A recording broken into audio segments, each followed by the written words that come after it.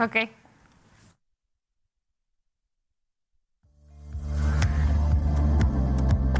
Encuentro, enfoques y contrastes de ideas para la construcción de una ciudadanía informada, inclusiva, con justicia social y participación democrática. En voz alta. Muy buenas noches. Como cada semana les damos la más cordial bienvenida a este espacio en Voz Alta. Este es su programa en donde tratamos de traerles los temas de actualidad hasta sus pantallas, a esta audiencia que nos sigue y que nos comparte sus opiniones. Esta semana tenemos un programa muy especial, un programa que va además muy acorde a lo que estamos viviendo ya con todas las campañas federales y muy pronto con las campañas locales. Y este tema que hoy vamos a conversar con ustedes tiene que ver con la llamada veda electoral. ¿Qué es? ¿Por qué existe? ¿Desde cuándo existe? ¿Qué busca? ¿No? ¿Cuál es el objetivo de esta llamada veda electoral? Que seguramente en algún lado la ha escuchado usted o en algún programa o en algún noticiero o inclusive si ha acudido a alguna autoridad, ya sea el gobierno municipal, estatal o el federal, pues seguramente en algún caso específico le habrán señalado que a lo mejor están impedidos de hacer una cosa u otra por la llamada veda electoral. Y para hablar de eso me acompaña esta noche en este programa el licenciado Lucio Moreno, ya te iba a decir Lucio Moreno, él es especialista en temas electorales, a quien conozco desde hace muchos años, con quien he compartido muchos momentos y batallas juntos. Yo te reconozco esta gran especialidad que tienes, que no es sencilla, porque la verdad es que dejen decir, en el tema de la abogacía y del derecho, no hay tantos abogados profundamente especialistas en el tema electoral y Lucio sí lo es, lo sé porque me ha acompañado en muchos procesos electorales y pues es alguien en quien yo confío plenamente y le agradezco mucho que esté aquí. Gracias, María, por la invitación, aquí estamos. Pues muy bien, vamos a platicar sobre esto que es la veda electoral. ¿Desde cuándo se crea? ¿Por qué surge la veda electoral? Pues mira, en realidad se establece en la Constitución en la reforma electoral de 2007. 2007. Una reforma impulsada por el entonces Mario Fabio Beltrones. Pero se viene trabajando desde la elección del 2000 por dos grandes acontecimientos que sucedieron: Pemex Gate y Amigos de Fox. En el caso del Pemex Gate es Pemex, el sindicato de Pemex le transfiere al PRI 500 millones de pesos y el INE y el propio tribunal sanciona al PRI con 1,000 millones, que es una de las multas más grandes que ha impuesto en este tema.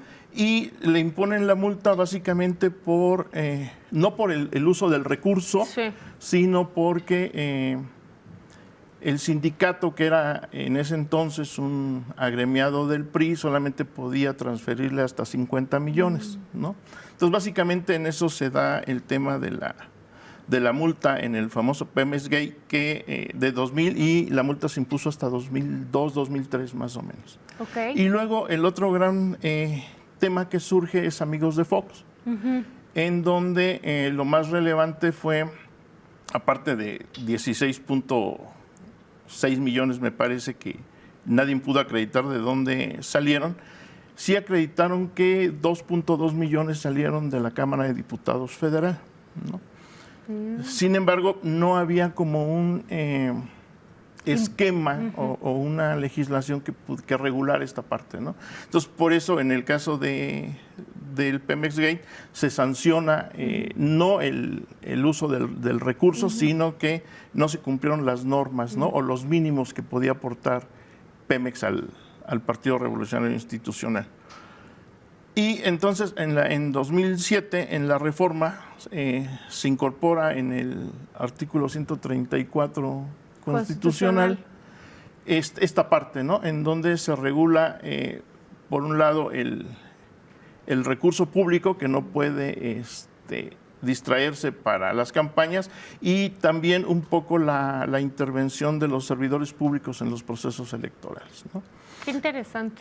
Y a partir de ahí, bueno, también hoy en la Ley General de Delitos Electorales se establecen las sanciones por las, ¿cómo podemos llamarle? Las incumplimientos irregulares en que pudieran incurrir los servidores públicos, ¿no? Y de todos los niveles. Sí. A ver, al final lo que entiendo yo que es la veda electoral es justo esta regulación que antes del 2007 formalmente no existía, pero que ahora ya existe, y es esta regulación de entrada, los recursos públicos pues no pueden ser utilizados para las campañas, ¿no? Como en estos casos que mencionabas del sindicato Pemex o de la Cámara de Diputados, que en un caso o en otro fueron direccionados recursos públicos a un proyecto de un candidato específicamente. Entonces viene la veda a lo mejor muy empujada por esto, por un tema más económico, es decir, no podemos destinar, o sea, los recursos son para otras cosas, no para las campañas, ¿no? Y además, acompañado de las limitaciones de los recursos públicos, entendemos que la veda también limita justamente el actuar de los que somos o son servidores públicos, es decir, esto puedes hacer, esto no puedes hacer, precisamente no solamente en el tema económico, sino de responsabilidades administrativas que tienes, que no pueden estar directamente vinculadas con una campaña o con un candidato o una candidata, ¿cierto? Sí, de hecho, el funcionario público de cualquier nivel, por ejemplo, no puede asistir a eventos de campaña en horarios laborales. Ahí ya el tribunal ya estableció que en días y horas inhábiles no les puedes violentar su derecho de participar en política. Entonces, pero en días y horas hábiles no puedes asistir, no puedes usar recursos públicos para apoyar a algún candidato, precandidato, partido, ¿no? Y esto incluso se define porque hay reglas como muy específicas. Por ejemplo, tú no puedes ir en un vehículo oficial a un evento de campaña porque estás utilizando ahí ya porque eso también es recurso público, ¿no? Claro, ¿no? Al final del día, un vehículo poner ejemplo, de la Secretaría de Salud, ¿no? Pues es un recurso, es un bien inmueble que está al servicio público y que al final del día tampoco puede ser utilizado para fines electorales de campaña. No es como que el fin de semana yo lo tengo bajo mi resguardo, entonces me voy a él. Claro. Eso se tipifica incluso como un delito, ¿no? Está regulado. No puedes condicionar la entrega de algún servicio o de algún programa social a que voten por X o Y candidato o partido político. No puedes obligar a tus subordinados a que voten o apoyen también a un determinado partido o candidato. También está tipificado como un delito electoral. Vamos. ¿Qué diferencia hay? Porque de pronto sí vemos que los diputados o las diputadas sí pueden estar participando con un poco más de libertad.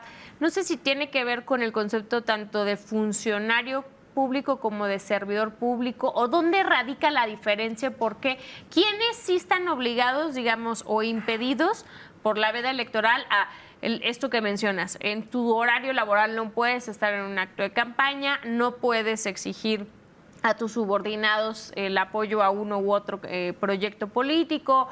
Digamos, estas reglas que mencionas de no hacer, obviamente, uso de recursos públicos para campaña, ¿a quién le aplica? A todos. Es decir, la ley no distingue, es decir...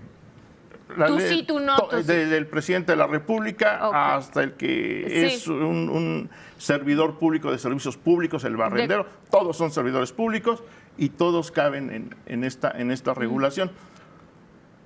¿Por qué por ejemplo, en el caso de no es un tema de si es o no servidor público, si hay una diferencia entre un servidor público y otro?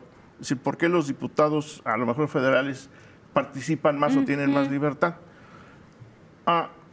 El tema es que en el caso de los diputados tienen periodos legislativos y periodos Claro. de receso, ¿no? Entonces, se ha entendido que los periodos de receso Ya. son como periodos en donde no necesariamente están laborando Claro. y por lo tanto pueden destinar ese tiempo a participar en los actos o en los eventos de campaña. Cosa que, por ejemplo, el presidente municipal no tiene. Él tiene una responsabilidad muy concreta, ¿no? Claro. Y tiene un trabajo de supervisión 24/7. 24/7, Sí. ¿no? Entonces, ese es más bien el tema. Es un tema De los horarios. De los horarios, no Ok. es un tema de diferenciación entre un servidor público y otro. En el fondo, cuando se pensó en el 2007, que nos platicas que esta figura de la veda electoral fue propuesta por Manlio Fabio Beltrones, que hoy de hecho es candidato al Senado por su estado, ¿cuáles fueron los objetivos que se perseguían para ver si, digamos, medianamente a lo lapso de estos años se han alcanzado, ¿no? Pues mira, era proteger dos principios constitucionales, que era imparcialidad, Ok. ¿no? Que es un principio electoral que está plasmado en la Constitución. Que vamos y a equidad. desmenuzarlo. Justo, a ver, este principio de imparcialidad quiere decir que todos tengan las mismas condiciones. Que todos participan bajo las mismas condiciones. Correcto. O sea, es decir, que el que es partido en el gobierno no tenga más ventaja que el que no es partido en el gobierno, ¿no? Básicamente. Por supuesto. Y el otro principio es equidad. Equidad. Equidad. Sí. Ok. Que pues, en la contienda, es que casi esto es que lo mismo, ¿no? prácticamente es lo mismo, ¿no? Lo entendemos que así. la contienda tenga equidad. Es decir, que no quien esté en el gobierno utilice el recurso Claro. público, ¿no? Para apoyar a su partido, a sus candidatos.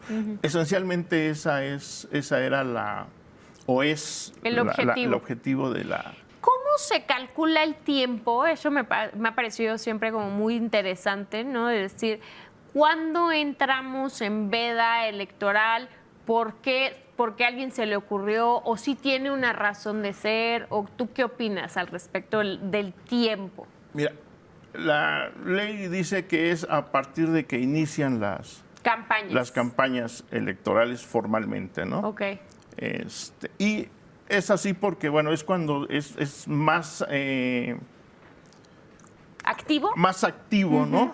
Cuando más difusión tienen los procesos electorales y los candidatos. Entonces, a partir de ese momento, Ya. ¿no? Se establece la veda electoral y hasta el propio día de la jornada electoral. De hecho, hay otra figura que no sé si tenga que ver o es algo distinto a la veda, pero de hecho las campañas se interrumpen en su promoción y en su actividad 3 días antes de la jornada electoral, ¿cierto? Así es. ¿Y va vinculado? ¿Tiene algo que ver? No, esta es la veda para los candidatos. Es decir, 3 días antes, Ya no te puedes mover. se Quieto. puede mover. Ningún candidato puede hacer absolutamente nada, ¿no? Que en principio son 3 días un poco para llamar a la reflexión del voto ciudadano, es. ¿no? Es decir, bueno, ya son 45, 60 y hasta 90 días en hay la elección elecciones de 90. presidencial. Los periodos de campaña, ¿no?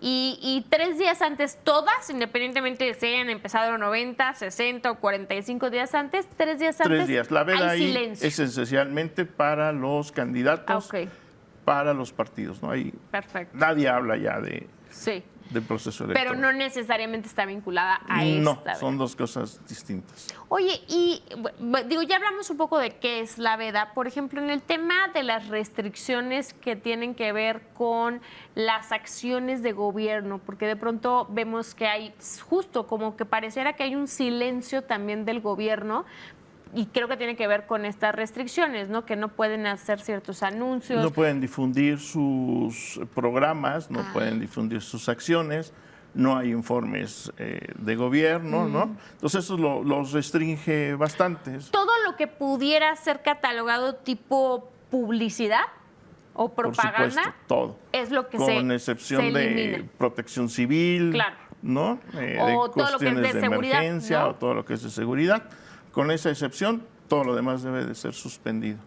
De hecho, durante el lapso de la veda electoral, no sé, esta es una duda, si está permitido o no permitido que haya entrega de, no sé, de programas, de beneficios. Todo eso se suspende, no puedes entregarlos. Okay. Porque ¿Y el tema de la obra pública?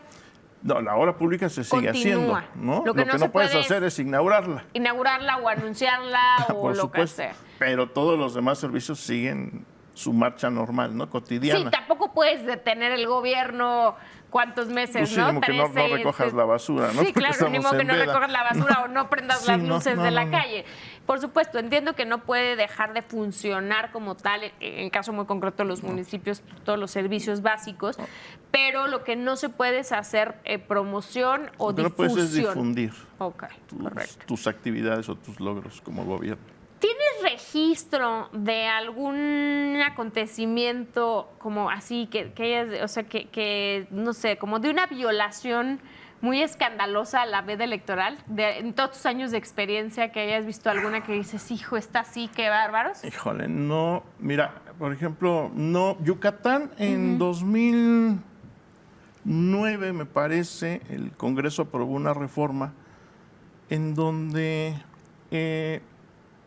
incluso la Corte, el Tribunal lo declaró inconstitucional, aprobó una reforma en donde permitía que los funcionarios públicos que fueran precandidatos, bueno, lo que pretendía era que utilizaran recursos públicos siempre y cuando no fuera notorio, ¿no? Ok. Caray. O sea, sí, qué raro. Sí, dice, sí. Siempre, incluso la palabrita fue que el tribunal recalcó mucho, es que, o sea, le pones notorio, o sea, con eso le estás diciendo, pues si nadie se da cuenta, úsalo, ¿no? Eso es muy interesante ahora que lo mencionas. El tema de la regulación de la veda electoral es un tema de orden local, es decir, cada estado regula sus reglas de veda electoral, o es un tema federal, o ambas, o se conjugan. Ambas, ¿no? Pero todas parten de del 134 constitucional. Correcto. Todos, y el mismo artículo los mandata que regulen, ¿no? Entonces, cada entidad lo regula de manera particular, pero tienen que sujetarse a lo que ya establece el 134. En tu juicio, en todos estos años de participar en procesos electorales, desde que se instauró como tal la figura de la veda, ¿crees que sí ha logrado construir a lo mejor estos dos principios? Es decir, poner en condiciones más similares a todos los participantes y el equilibrio en la contienda? ¿O la realidad es que solo busca uno cómo darle la vuelta? Yo creo que los mexicanos somos expertos en buscar cómo darle la vuelta a las cosas, ¿no? Sí. Entonces todo el mundo busca cómo no cumplir con las cosas, ¿no? Híjole, no. ¿No crees que haya logrado o alcanzado al 100% su objetivo? No, o sea, sí ha influido, sí ha sido importante. O sea, sí limita. Sí limita, ¿no? Pero no es un tema que se cumpla al 100%, ¿no? Siempre va a haber una autoridad que la quiera violentar, siempre va a haber un funcionario que le diga a sus subordinados que tienen que votar, siempre va a haber un funcionario que les diga que tienen que ir a X o Y evento de campaña, ¿no? Y que en este tema mucha gente no denuncia, ¿no? O sea, pues, que ahí tocas un tema yo creo que es súper importante. O sea, al final de cuentas, esto para que funcione o funcionara, pues tendría que haber una denuncia, ¿no? Es decir, por ejemplo, yo servidora pública, ¿no? Que me están obligando a ir a un evento político de X candidato o de candidata, o que me están pidiendo que haga algo que no se puede hacer, pero si no lo denuncio, no pasó. Pues todo sucede, o sea, sucede un poco a escondidas, ¿no? Y a lo mejor de ahí viene el que podamos decir o juzgar que no se han alcanzado los objetivos. Sí, claro. O, por ejemplo, el adulto mayor que le dicen, oye, si no votas, no vas a tener tu pensión, ¿no? Sí. A lo mejor la persona no sabe que quien se lo está diciendo está cometiendo un delito, ¿no? Y creo que por eso, y justamente elegí este tema, ya estando en las campañas federales y muy pronto a iniciar en las campañas locales, precisamente por eso, porque creo que mucho tiene que ver con el desconocimiento. O sea, a lo mejor el que está recibiendo, la persona que está recibiendo el mensaje de coacción, de presión o de cualquiera de lo que hemos estado conversando, no sabe que eso está mal. Así es. No sabe que limitarte o decirte que te van a quitar tu pensión de adulto mayor si no votas por uno o por otro es un delito electoral, ¿no? Y que tu obligación como ciudadano responsable o ciudadana responsable es denunciarlo. Ahora, sabiendo que tu obligación es denunciarlo, ¿en dónde lo denuncias? ¿Cómo le haces? O sea, yo me haría así alemán, de que no tengo la más remota idea, pero a mí alguien me dijo que si no votaba por X candidata, entonces me iban a quitar mi pensión. Mira, por ejemplo, en el caso del Estado hay una fiscalía especializada que entra en funciones en estas etapas de proceso electoral y ahí pueden acudir. La propia Fiscalía General de la República ha desatado una campaña de si te tú puedes presionan, llegar a la si te fiscalía dicen como cualquier otro delito, como si te hubieran robado, como si hubiera pasado cualquier otro delito, y llegar y decir quiero denunciar un delito electoral, nada más. Así es. Ok. ¿Qué tan fácil o qué tan difícil ya en la práctica, honestamente, Lucio, es para una persona como comprobar, o sea, dónde está la carga de la prueba? Para la persona que está diciendo que le están comprometiendo o coaccionando su voto a cambio de su pensión, o para la autoridad. Es para la autoridad. En el tema de los delitos electorales, la mayor carga, la mayor responsabilidad es de la autoridad, de la fiscalía, de integrar los elementos del delito. De defensa. ¿No? Sí. Ok. Muy interesante. Y te piden así como pruebas, me imagino, ¿no? ¿Cómo podríamos decirle a la gente que si le llegase a pasar algo así, cómo prepararse? O sea, pues mira, lo importante es denunciar. Ok. Es decir, saber quién te pero lo a lo mejor dijo, tenerlo grabado, qué funcionario una es. fotografía. Lo mejor es, a lo mejor, una fotografía, grabarlo. Okay. A lo mejor si algún familiar escuchó, ¿no? Que lo presentes como testigo. Muy bien. ¿no? O sea, son realmente pues lo básico, ¿no? Cualquier herramienta que pueda dar sustento y corroborar el dicho, ¿no? Eso puede servir como prueba. Son admisibles, por supuesto, prácticamente todas. Todas las pruebas. Muy bien.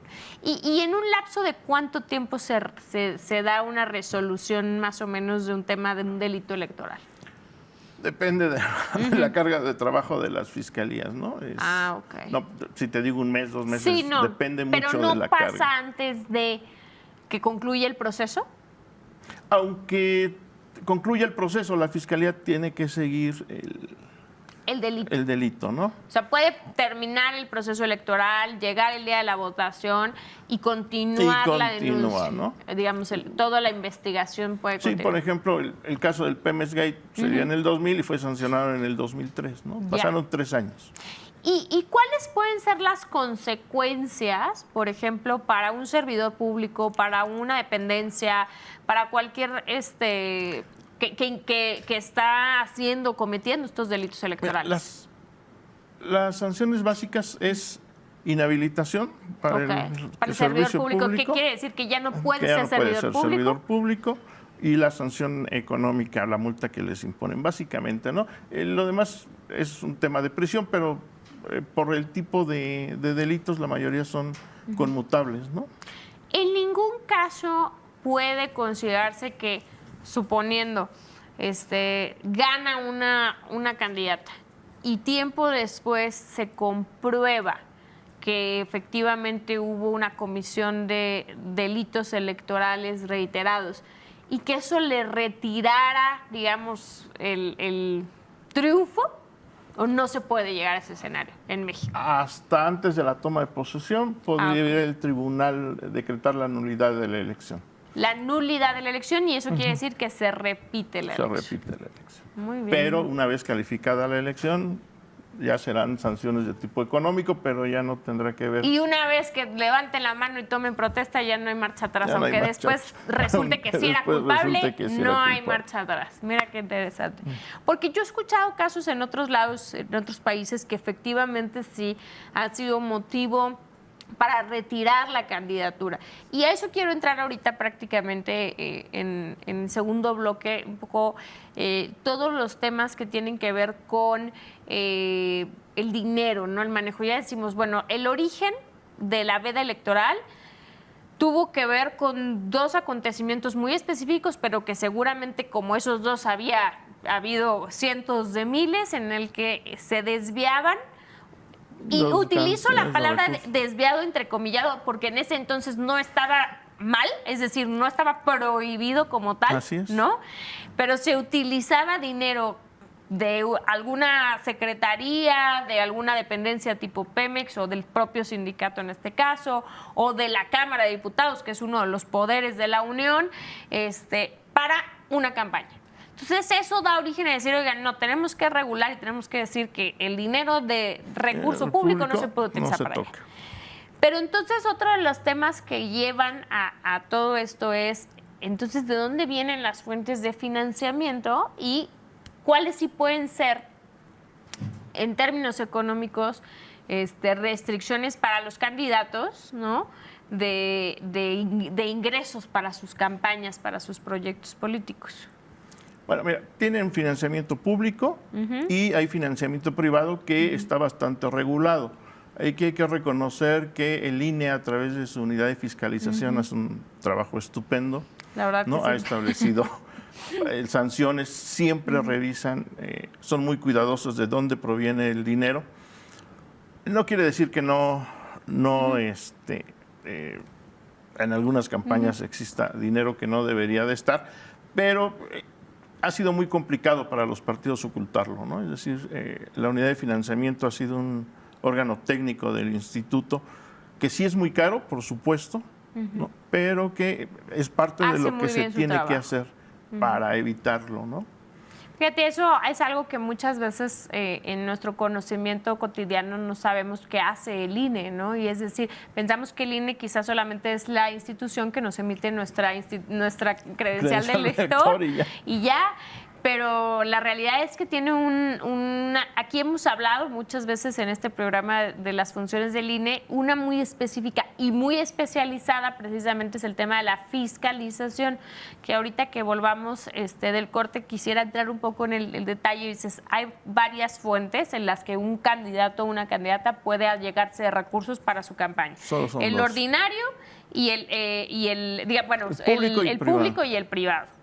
Y el ordinario, pues básicamente, el privado básicamente viene de los partidos políticos, ¿no? El financiamiento de sus militantes, correcto, ¿no? Básicamente, y de algunas aportaciones. Y de lo que también el instituto le asigna al partido político. Así es, ese es el recurso público. Que eso es importante decir, en México, porque no pasa en todos lados del mundo, hay dentro del presupuesto anual que tenemos todos los mexicanos, hay una partida, que es decir, se aparta un dinero que va al Instituto Nacional Electoral para muchas cosas, muchas funciones, y de ese dinero del Instituto Nacional Electoral hay otra partida, que es una gran parte, va a los partidos políticos.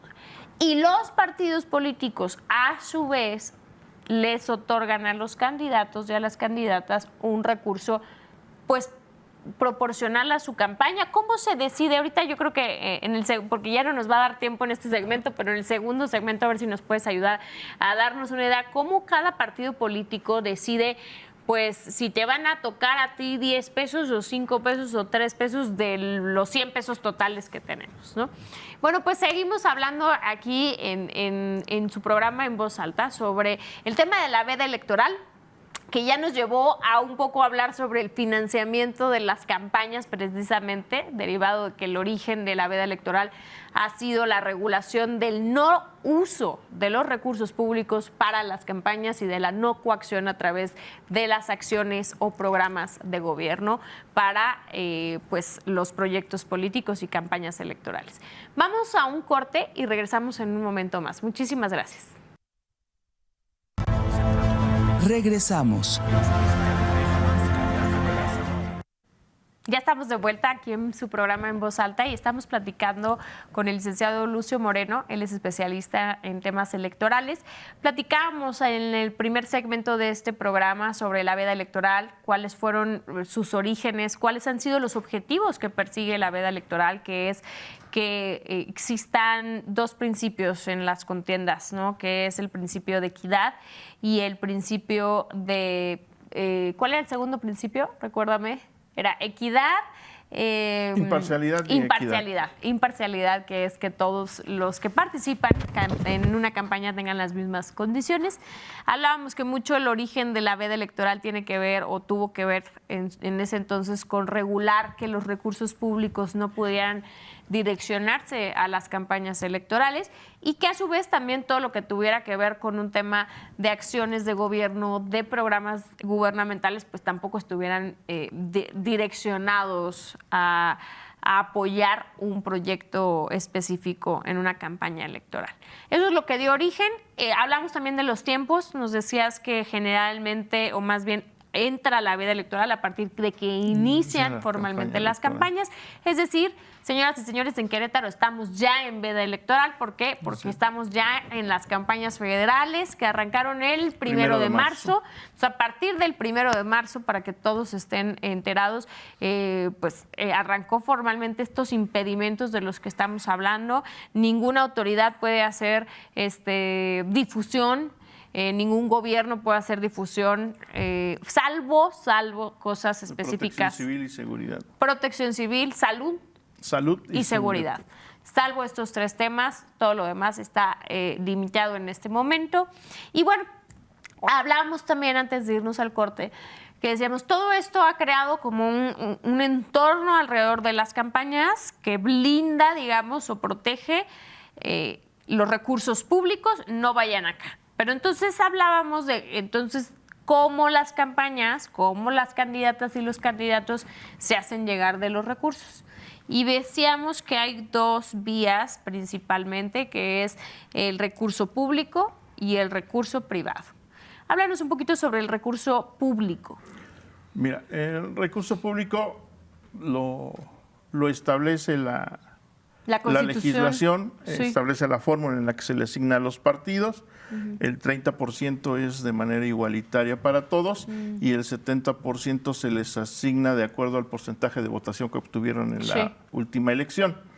Así es como se les asigna el recurso. Esto quiere decir partidos. Que si anualmente la Cámara de Diputados, que es la encargada de aprobar el presupuesto, dice que van a haber 1,000 pesos para los partidos políticos, el 30%, es decir, 300 pesos, se reparten iguales entre todos los partidos que tengan registro. ¿No? Y el otro 70% sí se reparte en proporción a los votos que obtuvo cada partido político en el proceso inmediato anterior. Así es. Ok, entonces vamos hablando de que ese es el financiamiento público, insisto, el que del dinero de todos se les da a los partidos. Y esto en su momento, entiendo y corrígeme si no es así, se pensó también en aras de buscar el principio de proporcionalidad o de equidad en la contienda. De imparcialidad, y que no hubiera, que no influyera el recurso público en las campañas, el recurso privado en las campañas, ¿no? Correcto, es decir, digamos que lo que buscaba el financiamiento público era como poner un piso medianamente parejo a todos, es decir, bueno, o sea, aunque tú no tengas gobierno, aunque tú seas pues amigo de los sectores económicos más preponderantes del país, puedes tener un punto de partida similar todos para participar en una contienda en términos económicos. Claro. ¿No? Pero de ahí también viene lo que es el financiamiento privado de los partidos. Que cada partido tiene sus reglas, hay reglas básicas, ¿cómo funciona? Sí, la propia ley les dice cuáles son los porcentajes que pueden recibir en financiamiento privado. Uno es por aportaciones de sus militantes. Que son las cuotas que le cobra el partido y cada al militante tiene un tope, ¿no? Es decir, no es que un militante pueda aportarle donar 50 millones de pesos. No. Es decir, cada persona tiene un tope, ¿no? Okay. Que la ley le establece. Okay. Igual en el financiamiento de los simpatizantes, porque los militantes es uno, en el financiamiento de los simpatizantes también tienen topes que le establece la ley, ¿no? Y no pueden rebasarse esos topes. Ese es el financiamiento sobre todo que utilizan para las campañas. Y en el financiamiento público está el financiamiento ordinario, que es el financiamiento que reciben los partidos todos los años para sus actividades ordinarias, ¿no? Y en proceso electoral reciben un recurso adicional que va destinado a las campañas electorales. ¿Cómo lo distribuyen los partidos? Cada partido de manera interna, de acuerdo a sus propios estatutos, decide cómo distribuye ese recurso a sus candidatos, ¿no? Sí, la ley no les marca específicamente que tengan que, digamos, que repartirlo de una manera debería, u otra. Pero no. Debería, ¿verdad? Sí, porque al final, bueno, parece que si no solamente es tiendes a que solo los cargos de dirigencia puedan decidir a quién sí y a quién no. ¿A qué candidato apoyas y a cuál no, no? Y entonces no se cumple como tal el objetivo de la equidad. Sí, rompes con la equidad ya en lo interno como partido, ¿no? Claro. Este es un tema interesante porque al final, y lo decías bien, de algunos años, sobre todo hacia acá, la unidad de fiscalización del INE ha hecho un gran trabajo y creo que también ha ido perfeccionando y mejorando. A mí me ha tocado, digo, cuando he tenido la oportunidad de ser candidata, pues sí ha sido una de las tareas que más especial atención hay que poner, porque prácticamente todos los días hay que estar subiendo y actualizando la información en tiempo real de los gastos con pesos y centavos. Y con facturas y todo tiene que ser comprobable y la unidad lo cruza con sus proveedores, lo cruza con el SAT, lo cruza con las cuentas bancarias, es decir, hace un trabajo bastante minucioso. Impecable. ¿No? Inclusive los proveedores tienen que estar dados de alta, es decir, si tú vas a alquilar algo o rentar unas oficinas. No. Tiene que estar ese proveedor dado de alta en el instituto y la verdad es que creo que es una de las áreas que se ha especializado muchísimo en los últimos años. Y de hecho ha habido algunas consecuencias, entiendo, para algunos candidatos cuando incumplen el tema de la fiscalización, ¿no? Y no solamente en el tema de multas económicas. Creo que en este caso, no sé si es así, pero corrígeme, ¿sí ha llegado a ser causal de retirar la candidatura? Sí, cuando tú no compruebas, incluso desde que eres precandidato, ya te está fiscalizando. Correcto. Y cuando no compruebas los gastos... Te pueden quitar la candidatura. Te quitan, es causa. Es causa. No pueden, te la Es quitan. decir, es causal de no poder registrar tu candidatura, ¿no? Y, por ejemplo, ahorita que terminaron las precampañas, el INE, y creo que ya lo ratificó el tribunal, acaba de sancionar a Morena y creo que también PRI-PAN porque no tuvieron problemas en el tema de comprobación de las precampañas de sus precandidatos a la presidencia de la República, ¿no? Oye, por ejemplo, ¿cómo se le hace en un tema estamos viviendo un momento pues prácticamente histórico en el país porque tenemos dos alianzas conformadas, una por el PT, por Morena y por el Verde, y la otra por el PRI, por el PAN y por el PRD. ¿Cómo se le hace, ¿no? Para el tema quizá de la fiscalización, de la comprobación de los gastos de campaña en un escenario en donde participan 3 partidos políticos? Cada partido lo hace la coalición o la alianza, o el día que fuiste conmigo, PRI, entonces a mí me toca reportarlo, pero al día siguiente, o si en la mañana estuviste conmigo y en la tarde con el PAN. En el caso de las coaliciones es la fiscalización de la coalición. De la coalición. De la coalición. Correcto. Ese es el tema con las coaliciones. Cuando es coalición, la fiscalización es como coalición. Y ya después las multas son individualizadas para cada partido, repartidas entre ellos. Pero la fiscalización es de la sí coalición, le corresponde a la campaña. A la campaña. ¿No? Muy bien, mira, muy interesante. Pues la verdad es que todos estos temas a veces pasan, vemos las campañas y no sabemos la profundidad de los detalles que se viven en el tema de los recursos. Insisto, de los temas que a veces suceden, pero que no sabemos que no pueden suceder, que son delitos, que tenemos que nosotros también como ciudadanos buscar contribuir y colaborar levantando la voz. Por eso este programa se llama En Voz Alta, para que les podamos brindar información que les sea lo suficientemente útil para que ustedes también levanten la voz en ese sentido.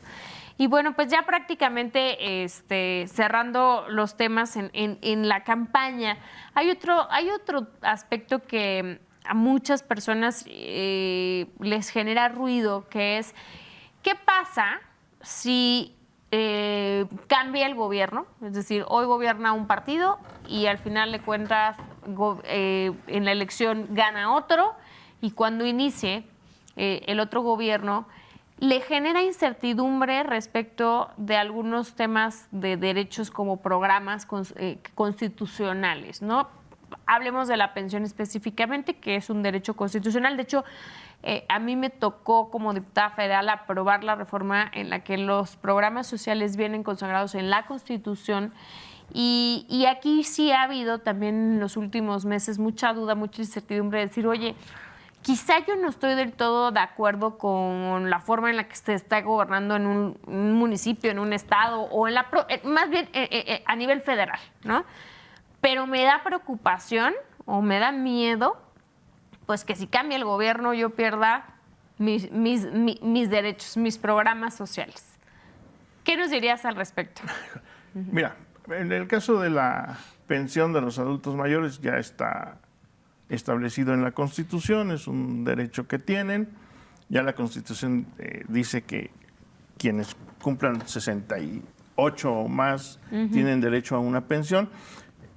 Eso, aunque cambie el gobierno, no se los va a quitar porque ya lo dice la Constitución. Pero además, aunque cambiara el gobierno, es decir, la mayoría de los gobiernos sostienen los programas sociales, ¿no? Sí. Es muy difícil que el cambio de un gobierno a otro te quite los programas sociales. Tienden más bien a mejorarlos, ¿no? En la mayoría de los casos, ¿no? Sí, coincido. Y específicamente en el tema que bien mencionas de la pensión de los adultos mayores, es un pues ya derecho consagrado y contenido en la Constitución política de nuestro país, que por ningún motivo, digamos, no es a contentillo, no es a gusto de si a mí me parece que está bien o me parece que está mal, independientemente de quién gobierne, es algo que va a mantenerse, ¿no? Y por como bien supuesto. dices, quizá a mejorarse. Eso tiene mucho que ver. Los programas de transferencia directa, como este tipo de programas, un programa de transferencia directa tiene que ver con que el gobierno otorgue algún incentivo, algún apoyo, alguna beca, algo que nos mueva, ¿no? Y pues históricamente prácticamente todos los partidos políticos que han gobernado México han tenido en su modelo de desarrollo social programas de transferencia directa. Todos. Pues sí, porque finalmente eso es lo que les permite tener contacto permanente con la gente, ¿no? Sí, y además creo que lo que varía, y aquí quiero yo dar mi opinión específicamente, creo que lo que puede variar entre un gobierno y otro, entre un gobierno de un partido y el del otro, es en todos van a existir los programas, como dijo Luz, ¿no? Y sobre todo estos programas de transferencia. La diferencia es, a lo mejor, la visión del programa. Hay programas que están direccionados a que solo recibas el dinero y de ahí no pase. O sea, que sea un tema de estar recibiéndolo sin un estímulo quizá que se convierta en que el recurso o el impulso que estás recibiendo te permita generar una movilidad social. Así es. Y hay otros programas que simplemente no lo tienen, ¿no? Yo creo que eso es lo que puede cambiar y ahí es donde a mí me gustaría hacer el llamado a través de este espacio a todas las personas para que lo analicemos. Y en estas campañas electorales precisamente se analicen cuáles son el trasfondo, digamos, de cada programa que proponga cualquier candidato o cualquier candidata. Si este impulso que busca dar el programa busca que mejore mis condiciones de vida, las mías, las de mi familia, o si busca pues mantener nada más atender la inmediata, electoral permanente, ¿no? O tener una clientela electoral, lo dijiste bien, ¿no? Porque al final del día, lamentablemente, mucho para eso se usan los programas sociales. Entonces, creo que es hacer este análisis. A mí me llamaba mucho la atención el otro día, me platicaba una joven, ella es mamá, joven, y ella en su momento fue beneficiaria de un programa que, pues en su momento, la verdad es que me dijo, yo recibía un recurso que me duraba un día y me lo terminaba gastando en tonterías, nunca realmente lo aproveché o no estaba diseñado como para que yo lo invirtiera en mis estudios, en alguna otra cosa.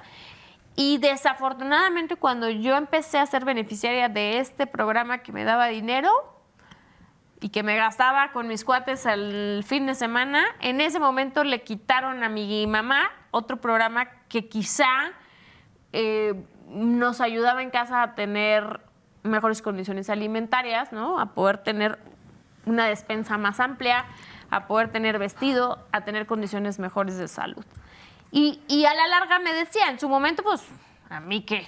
¿No? En el momento yo estaba feliz. Hoy, que soy mamá, pues la verdad es que si me pones a escoger entre uno y el otro, infinitamente voy a preferir el que estructuralmente va dirigido a que haya una movilidad social. Te permita mejorar tu condición de vida, no nada más que recibas Exacto. 10 pesos, te los gastes en un día. Y luego pues, ya otra vez te quedaste sin los 10 pesos, ¿no? Pero además, esa va a ser tu condición de toda la vida, ¿no? No vas a cambiar, no vas a salir de ahí. O sea, tu cuenta va a seguir teniendo los mismos 10 pesos, pero al día siguiente te los vas a seguir gastando de la misma manera y luego otra vez no vas a tener los 10 pesos y es cíclico. Y eso es un poco a lo que me refiero con el análisis que me gustaría hacer el llamado a toda la audiencia a hacer con las propuestas que estamos escuchando y que seguiremos escuchando en las campañas electorales. Estas propuestas de programas en donde pensemos, este programa que los dos me van a dar, ¿no? Pero ¿con qué finalidad me van a dar o qué va a provocar lo que me den? ¿Me va a mantener como estoy o va a buscar generarme un impulso para cambiar mis condiciones de vida para bien? Claro. Creo que ese es un poco el análisis que tenemos que hacer de cara al 2 de junio. Recuerden que el 2 de junio es el día de la elección más grande históricamente hablando en el mundo. Y México no es la excepción. En México se va a elegir las dos cámaras a nivel federal, la Cámara de Senadores, la Cámara de Diputados federales. Se eligen 9 gubernaturas. Se eligen prácticamente, ¿cuántos ayuntamientos? Creo que eran... No me acuerdo, pero en total son 24,000 puestos de elección popular los que se eligen en esta elección del 2 de junio. 24,000. Imagínense, 24,000 puestos de elección popular el 2 de junio. Entre diputados, senadores, presidentes municipales, regidores, síndicos, 24,000. Pues tenemos un gran paquete desde el lado ciudadano. La verdad es que tenemos un paquetote porque se trata de contrastar, de analizar, de ver cuáles son las mejores opciones y, ojo, sin miedo. Precisamente por eso quisimos traer este tema a la conversación, que es la veda electoral.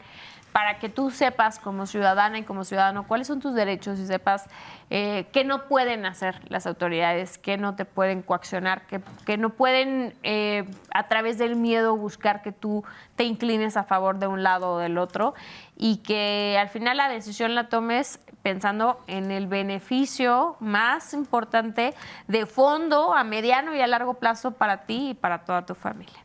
No sé si quieras finalizar con algo, Lucio. No, yo. ¿Ya? Bueno, pues a todos les agradecemos mucho. Les queremos pedir que nos compartan a través de redes sociales qué otros temas, ahorita que estamos en campaña, les interesa conocer un poco más a profundidad de las leyes electorales. Ya hoy hablamos del financiamiento, de cómo se hacen llegar los recursos, las campañas y los candidatos. Platíquenos sobre qué otros temas les gustaría que traigamos especialistas. Te agradecemos enormemente, Lucio, el estar aquí, el compartir tu experiencia con toda la audiencia de En Voz Alta, y nos vemos la próxima semana. Muy buenas noches.